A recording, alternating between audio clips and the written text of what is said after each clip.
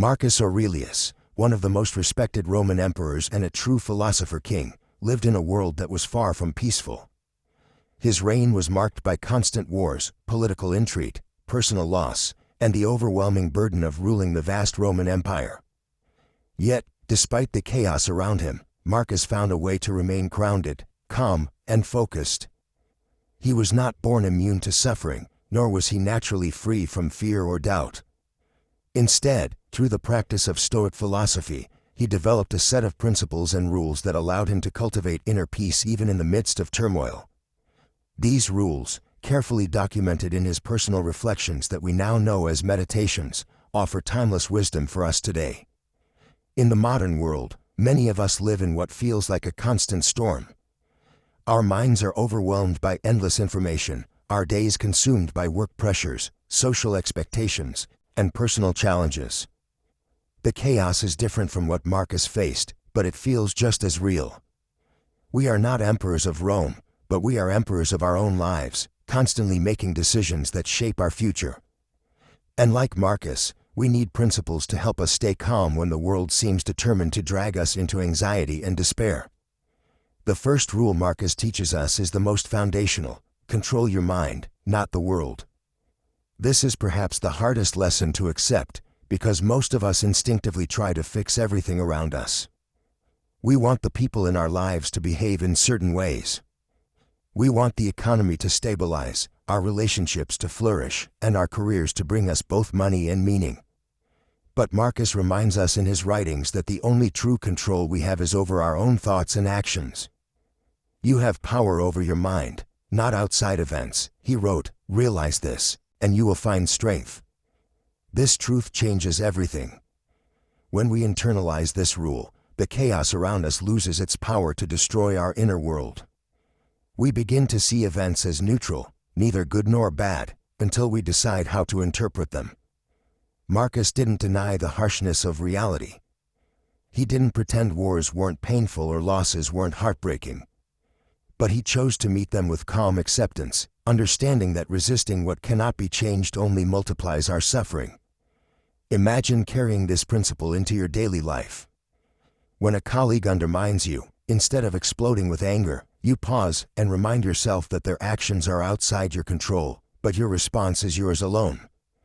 When you scroll through endless bad news, instead of letting fear paralyze you, you recall Marcus's wisdom: if you are distressed by anything external, the pain is not due to the thing itself, but to your estimate of it. In those words lies freedom. In this first part of our exploration, we lay the foundation for inner peace, mastering the art of controlling our perception. This is not about suppressing emotions or becoming cold and detached. It's about recognizing that peace begins in the mind, and no one, not even the chaos of the world, can take that from you unless you let them. Marcus Aurelius teaches us that even an emperor cannot bend the world to his will, but he can bend his mind toward virtue and calm. That is where true power lies. Once we begin to understand that peace is born from within, not from the changing tides of the world, Marcus invites us to explore a second profound rule: live according to nature. To Marcus and the Stoics, nature was not just the trees, rivers, and mountains around us. It was the universal order, the rational structure of the world, the way things are meant to unfold. Living according to nature means accepting reality as it is, aligning our lives with reason and virtue, and not fighting against the inevitable. Marcus constantly reminded himself of this. In Meditations, he wrote, "You have to live according to the nature of all things, not the nature you would like them to have." This insight strikes deeply at the root of much of our suffering. We are often in pain not because of what happens to us, but because we wish life were different than it is. We fight against illness instead of accepting it as a part of human existence. We rage against loss instead of seeing it as an inseparable part of life's cycle. For Marcus, aligning with nature meant learning to see himself as a small but significant part of a greater whole. He compared life to being an actor in a play. We do not get to choose the script, but we do get to choose how well we perform our role. He wrote, "Accept the things to which fate binds you, and love the people with whom fate brings you together, but do so with all your heart." This is not passive resignation, It is active engagement with life as it truly is, not as we wish it to be. This principle can transform how we face challenges. When life takes an unexpected turn, a job loss, a breakup, or a sudden illness, we often ask, "Why me?" The Stoic answer is simple but powerful: why not you? You are part of nature, and nature brings both joy and pain. Instead of seeing difficulties as punishments, Marcus encourages us to view them as opportunities to practice resilience, patience, and wisdom. In today's world, this rule can ground us in ways we desperately need. The constant pursuit of control, the endless chase for perfect outcomes, and the refusal to accept imperfections create a storm of inner turmoil. But when we live according to nature, we release ourselves from this storm. We understand that losses are not violations of life, they are life. We stop resisting what is beyond us and begin to focus our energy on what we can influence: our thoughts, actions, and attitudes. To live according to nature is to live in harmony with ourselves, with others, and with the universe. It does not mean you stop striving for improvement or justice, but it means you do so without bitterness when the world does not bend to your desires. Marcus found serenity in this perspective, and so can we. The third rule Marcus Aurelius offers for inner peace is to master your perceptions. In his writings, Marcus reminds us again and again that it is not things themselves that trouble us, but our judgments about them. This is a cornerstone of Stoic thought, the understanding that events themselves are neutral. It is our interpretation, our internal narrative about those events, that creates suffering or serenity. Imagine two people caught in a storm at sea. One panics, consumed by fear of drowning. The other calmly adjusts the sails, accepting the storm as a force of nature to be worked with rather than fought against. The storm is the same, but their experiences are worlds apart. Marcus insists that we, too, can choose how to interpret what happens to us. If you are distressed by anything external, he wrote, the pain is not due to the thing itself, but to your estimate of it, and this you have the power to revoke at any moment. This is liberating because it puts the power back in our hands. We cannot stop others from gossiping, we cannot prevent every accident, and we cannot control the tides of fortune, but we can control how we interpret these events and how much power we give them over our inner world. Marcus practiced this daily as emperor, enduring political betrayals, plagues, and the constant weight of ruling an empire. Instead of allowing himself to be broken by external chaos, he trained himself to reframe his perspective. In practical terms, this means cultivating a habit of pausing before reacting. When someone insults you, you can label it as unbearable humiliation, or you can see it as meaningless noise, unworthy of ruining your day. When you lose something you value, you can tell yourself it is a disaster, or you can remind yourself, as Marcus did, that everything you own is on loan from the universe and will one day return to it. This lesson is particularly vital in our hyper-connected world, where social media, news cycles, and public opinion constantly demand emotional reactions. Marcus' advice cuts through the noise. Stop letting the outside world dictate your state of mind. Reclaim your inner narrative. When you control your perceptions, you protect your peace from being hijacked by every passing storm. Marcus used journaling as a tool for this. Each night, he wrote in his meditations as a way to process events and correct his judgments. This is something we can all do. When emotions rise, write them down, examine them, and ask yourself, is this truly as bad as it feels? Will it matter in a week, a month, a year? Often, the act of questioning softens the sting of our initial reaction. Mastering our perceptions is not about denying reality. It's about meeting reality with a mind trained to see clearly, to separate what is within our power from what is not, and to interpret events in a way that serves our growth instead of fueling our misery. This is how Marcus maintains serenity amid the chaos of his world. Practicing emotional resilience, training the inner citadel. One of the most profound lessons Marcus Aurelius left us is the concept of building what he called an inner citadel. In his meditations, he writes, "You have power over your mind, not outside events. Realize this, and you will find strength. These few words hold an entire philosophy of emotional resilience. In our chaotic world, where political unrest, economic uncertainty, and personal hardship seem to collide endlessly, the ability to retreat into this inner fortress is not just valuable, it's essential for survival. But what does it really mean to build this citadel? And how can we, living centuries after Marcus, put this into practice? The Stoics believed that everything external to us, wealth, status, the opinions of others, even our own health, belongs to the realm of things we cannot fully control.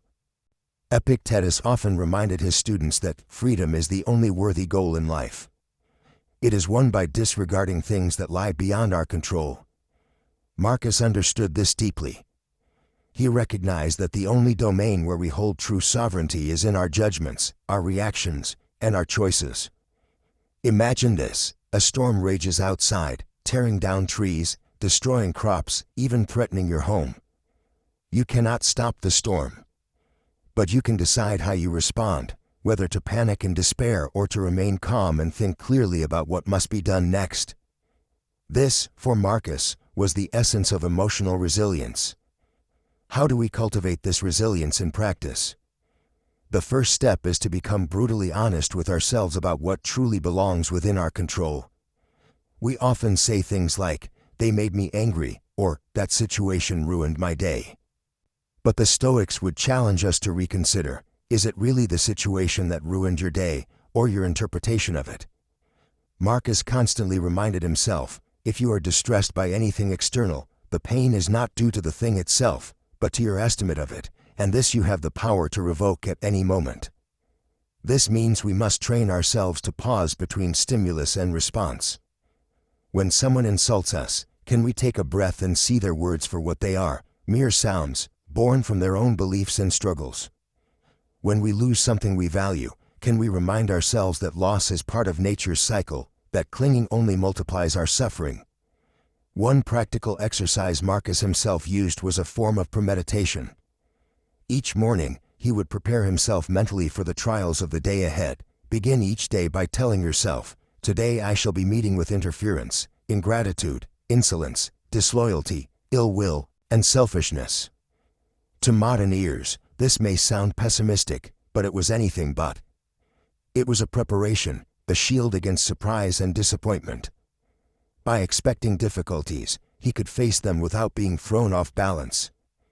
You too can try this.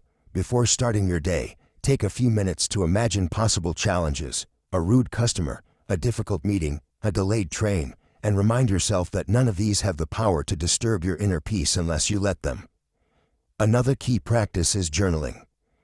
Marcus' meditations were essentially his private journal, a tool for self-reflection. Each night, he would examine his day. Where did I succeed in staying calm? Where did I falter? What can I do better tomorrow? This nightly reflection helped him strengthen his inner citadel day by day. If you want to follow in his footsteps, try writing for 10 minutes each evening. Ask yourself, what challenged me today? How did I react? Did I live according to my principles, or did I let my emotions take the lead? Over time, this habit builds self-awareness, which is the foundation of resilience.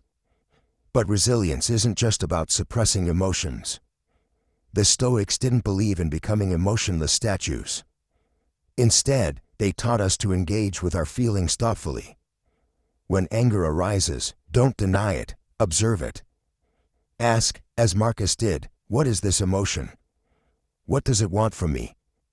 Is it helping me act according to reason, or is it dragging me away from virtue? By taking this step back, we transform from being slaves to our emotions into their masters. And here's something profound: Marcus often used nature as his teacher. He wrote, "When you have trouble getting out of bed in the morning, remember that your nature is to work." Even a horse or a bee does not hesitate to do what it was made to do. Nature shows us resilience every day. Trees bend in the wind without breaking. Rivers find new paths when blocked. By aligning ourselves with this natural flow, by seeing obstacles not as threats but as opportunities to exercise strength, we become unshakable. In our chaotic age, emotional resilience isn't just a philosophical ideal, it's a superpower. Think about it. If you could walk into any situation, an argument, a failure, even a tragedy, and remain grounded, calm, and capable of wise action, what would that make you? Untouchable. This is the very essence of being mentally unstoppable. It doesn't mean you don't feel pain or disappointment. It means that these emotions no longer control you. You experience them, you learn from them, and then you let them go. Marcus' advice for emotional resilience boils down to this: separate what is within your power from what is not, prepare yourself for life's inevitable difficulties, and return to your inner citadel whenever chaos knocks at your door. Practice this daily, and you will discover, as Marcus did, that the world can shake the walls outside you, but it cannot touch the fortress within. The art of letting go, freedom from the chains of attachment. If there is one thing that disrupts our inner peace more than anything else, it's our attachments, our desperate clinging to people, things, and outcomes. Marcus Aurelius was painfully aware of this truth. In meditations, he often reminded himself that everything he loved, his power, his wealth, his family, his very life, could be taken from him in an instant. To some, this sounds cold. But to Marcus, this was liberation. When you arise in the morning, think of what a precious privilege it is to be alive, to breathe, to think, to enjoy, to love, he wrote. Yet he paired this gratitude with an unflinching awareness: all of this can be gone tomorrow. Why? Because nothing belongs to us in the ultimate sense, not even our own bodies. This doesn't mean we should stop loving or caring. On the contrary, the Stoics taught us to love deeply but without chains. Think of a person holding water in an open hand. The water rests there peacefully. But when you clutch at it, it slips through your fingers. Life is like that water, it can only be truly appreciated when held lightly. Marcus knew that clinging to things out of fear of losing them only multiplies suffering. Do not act as if you had 10,000 years to throw away, he warns. Death stands over you. While you live, while it is in your power, be good. This is not a call to despair. It's a call to urgency, to presence, to fully inhabiting this moment instead of being consumed by the fear of losing it. How does this look in practice? Start by recognizing your attachments. What do you believe you cannot live without?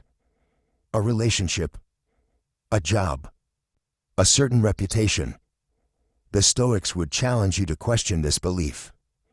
Epictetus once said, "When you are delighted with anything, remember to say to yourself, 'I am delighted with a mortal thing.' This doesn't diminish the joy of the moment, it heightens it. You savor without clutching. You love without trying to own.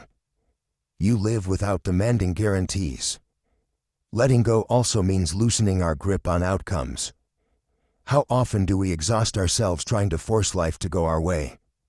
We obsess over promotions, over how people perceive us, over achieving certain milestones by a certain age. But Marcus would remind us, you have power over your mind, not outside events. This means that while we can and should act with intention, we must release our demand for control over results. You can plant seeds, water them, and tend to the soil, but whether they grow, that's up to nature. When you free yourself from the illusion of control, something remarkable happens. Your anxiety dissolves. You stop fighting the flow of life and start moving with it. A practical exercise here is what the Stoics called voluntary discomfort. Sometimes, to loosen the grip of attachment, you deliberately go without the things you cling to. Skip a luxury for a week. Sleep on the floor instead of your bed for one night. Fast for a day. Seneca practiced this often, reminding himself, "Is this what I feared?" When you willingly step into discomfort, you discover that you are stronger than your attachments. You realize that even if you lost what you thought you needed, you could still endure, and even thrive. Marcus also used a form of visualization to prepare himself for loss. He would imagine, without despair, that the things he cherished might be taken. This wasn't morbid, it was grounding. By facing the truth of impermanence, he reduced its sting. He saw every moment, every person, every possession as a temporary gift from nature. When you see life this way, You stop taking things for granted. You say, "Thank you," more often. You live more fully, knowing that each encounter may be your last. Here's the paradox. By letting go of our desperate need to hold on to things, we don't love them less.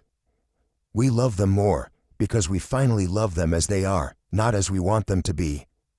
You appreciate your partner not as a possession but as a free being. You enjoy your success without tying your identity to it. You embrace each day not as a guarantee but as a miracle. This is the heart of Marcus' wisdom, liberation through detachment. When you stop clinging, you can finally breathe. You can walk through chaos with a calm mind because nothing can truly be taken from you, not your integrity, not your virtue, not your inner peace. These are the only things that belong to you, and no one, not even fate, can take them away. So the next time you feel the chains of attachment tightening around you, pause. Breathe. Remind yourself of Marcus' words, receive without pride, let go without attachment. Practice gratitude for what you have and courage for when it leaves. In that space of surrender, you will find a freedom deeper than any possession could ever give you. Mastering the mind, the fortress within. Marcus Aurelius lived in a world of chaos, wars at the empire's borders, political betrayal within the Senate, personal tragedies that would have crushed most men. Yet, despite this, his Meditations remain one of the most serene and composed works ever written. How? Marcus understood that the mind is not just an organ for processing thoughts, it is a fortress. And when fortified properly, no chaos outside can breach its walls. You have power over your mind, not outside events. Realize this, and you will find strength. This line has echoed through centuries because it strikes at the very core of the Stoic philosophy: control the inner, release the outer. But how does one build such a fortress? It begins with awareness. Marcus was ruthless about observing his own thoughts. He didn't let them run wild. He questioned them, challenged them, reshaped them. If a thought brought fear, he would ask, "Is this within my control?" If not, he discarded it. If anger arose, he reminded himself, the best revenge is not to be like your enemy. This mental discipline kept him from being pulled into the emotional storms of others. He understood that emotions are natural, but indulging them, feeding them, letting them define us, that is a choice. One of Marcus' greatest mental practices was reframing, taking a problem and seeing it differently. He didn't call hardships disasters. He called them opportunities. An opportunity to show patience, to practice forgiveness, to grow in resilience. When a friend betrayed him, he wrote, "When you wake up in the morning, tell yourself, the people I deal with today will be meddling, ungrateful, arrogant, dishonest, jealous, and surly. They are like this because they can't tell good from evil. But I have seen the beauty of good and the ugliness of evil, and I know that the wrongdoer has a nature related to my own." He reframed betrayal not as a personal attack, but as a reflection of human ignorance, something to be met with understanding rather than fury.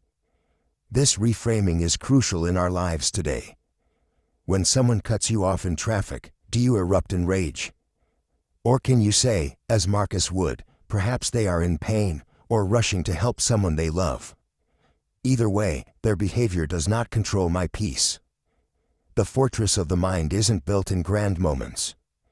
It's built in these tiny, daily victories, choosing patience over anger, gratitude over entitlement, understanding over judgment. Marcus also relied heavily on journaling. His meditations were never meant for the public. They were his private mental exercises, a way of reinforcing his principles. Every night, he examined his day. Where did I act with virtue? Where did I fail? How can I improve tomorrow?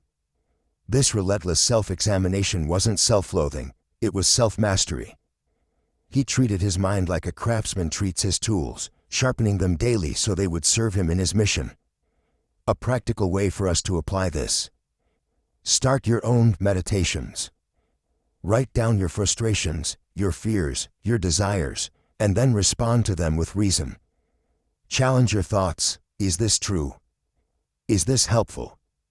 Does this align with my highest values? Over time, This practice rewires your mind to automatically choose peace over chaos, courage over fear. Marcus also leaned on the Stoic dichotomy of control, separating what is up to us and what is not. Wars may rage, economies may collapse, loved ones may leave, but none of that can dictate your character unless you let it. He reminds us, you have power over your mind, not outside events. The more you internalize this, the less the world can disturb you. The fortress holds because you finally understand, no one can storm the walls of a mind that refuses to give away its keys. The mind Marcus speaks of isn't cold or detached.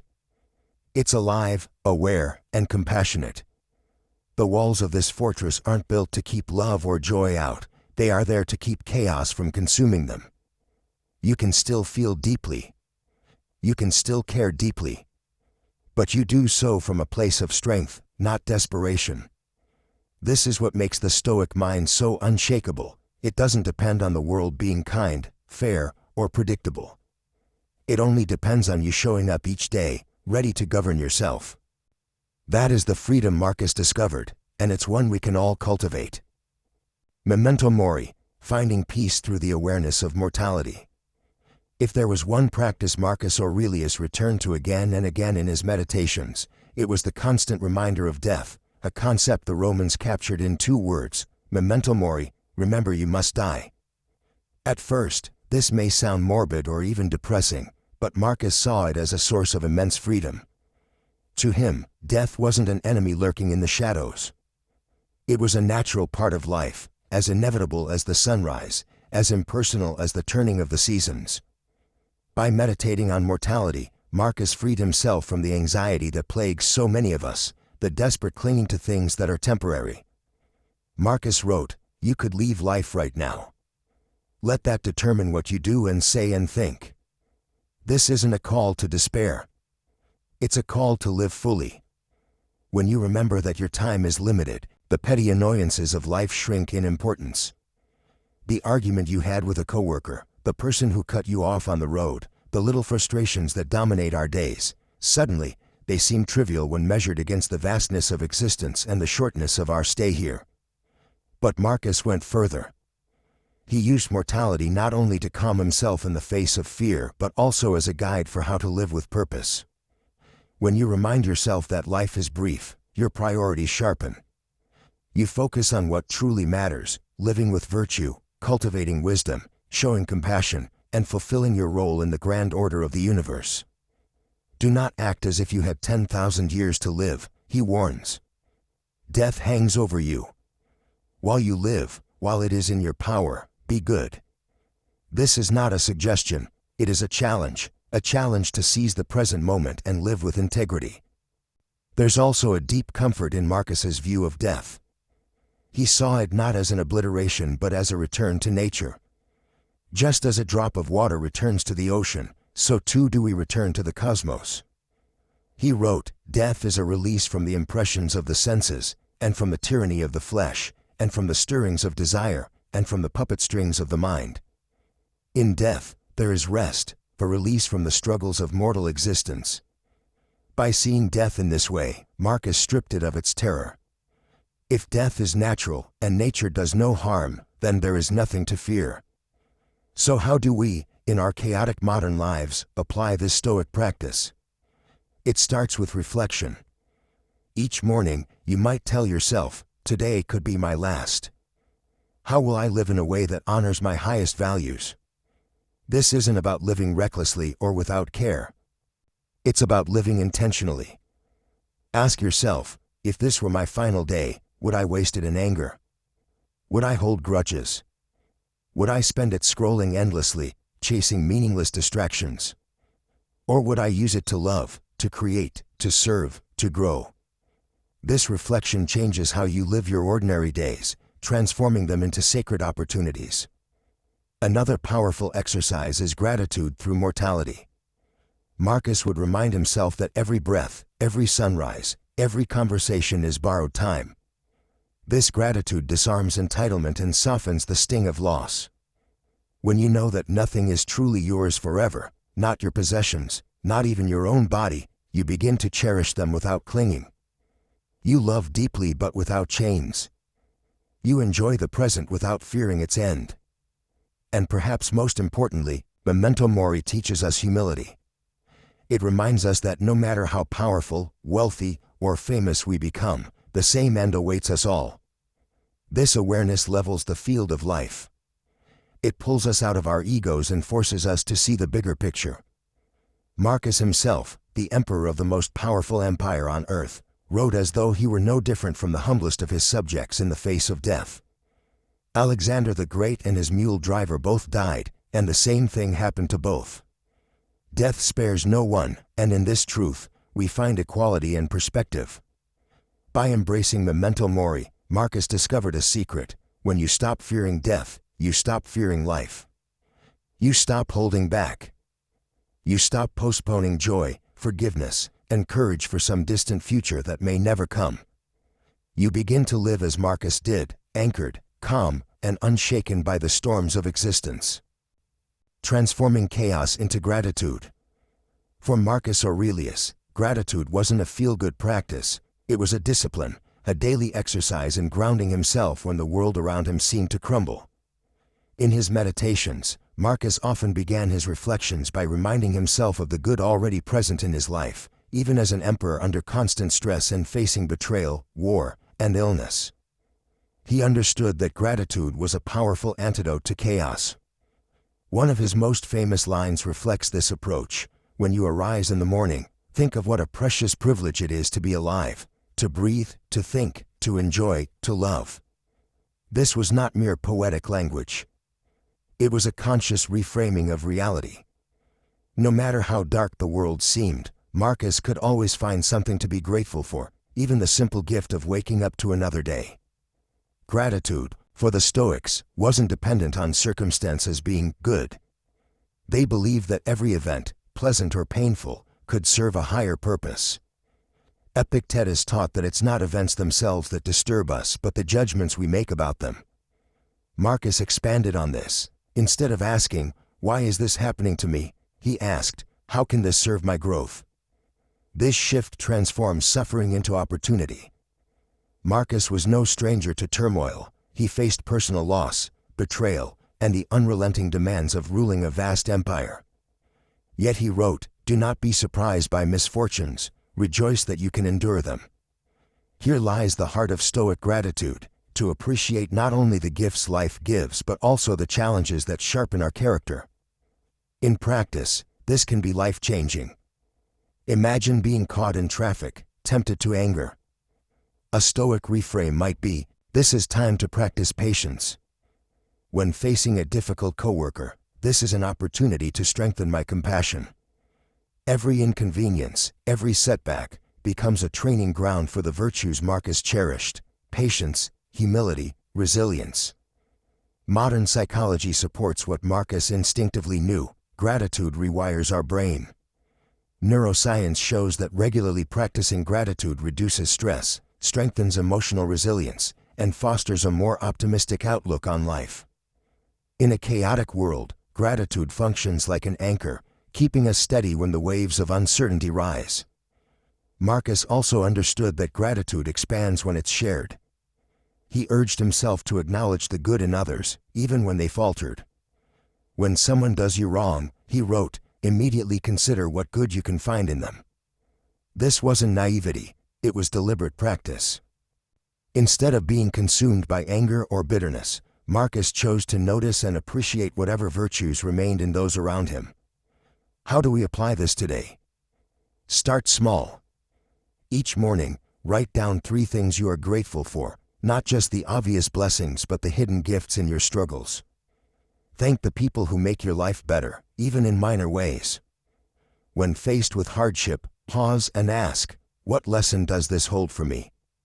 These simple practices can transform even the most chaotic life into one rooted in meaning and gratitude. For Marcus, gratitude was a way of aligning himself with nature's order. He believed everything happens according to a greater whole, even if we can't always see the pattern. When you trust that there is purpose in both joy and suffering, gratitude becomes not just a feeling but a way of life.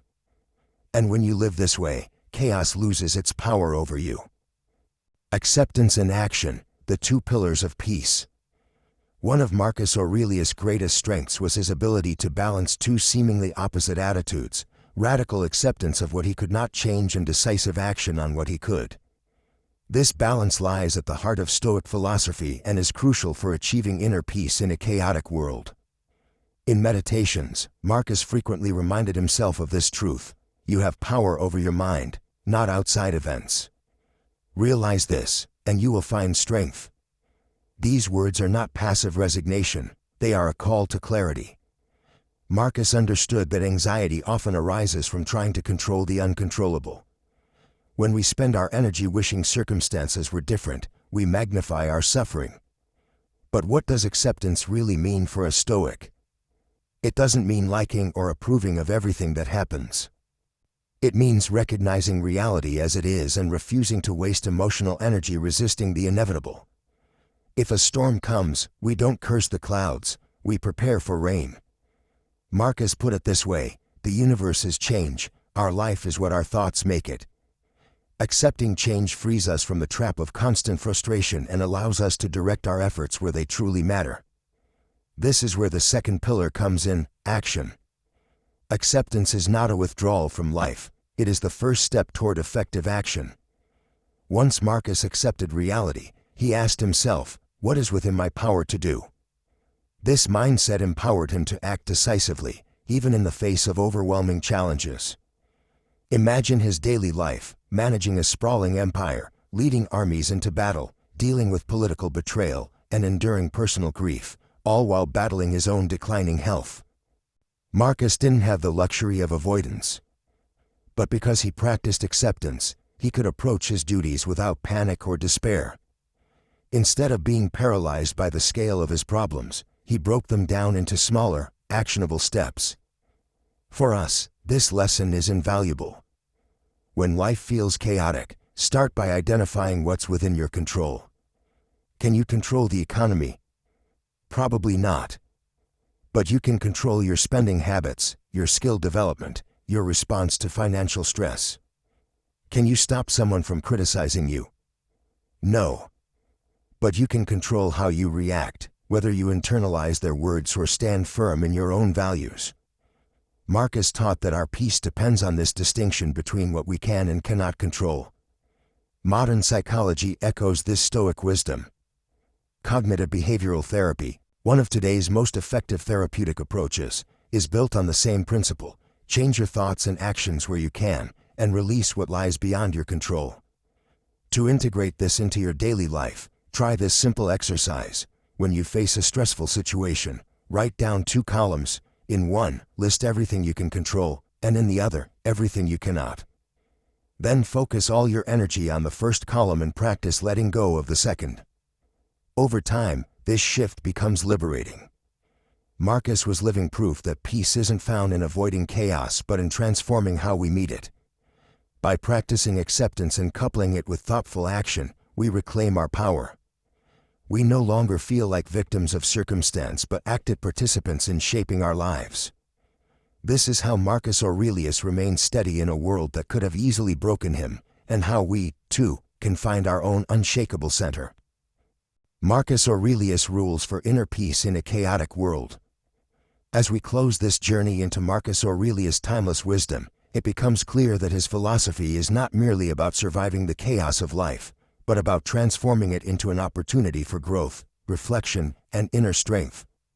His rules for cultivating inner peace were forged in the fire of his own challenges as a Roman emperor burdened with immense responsibility, personal loss, and political turmoil.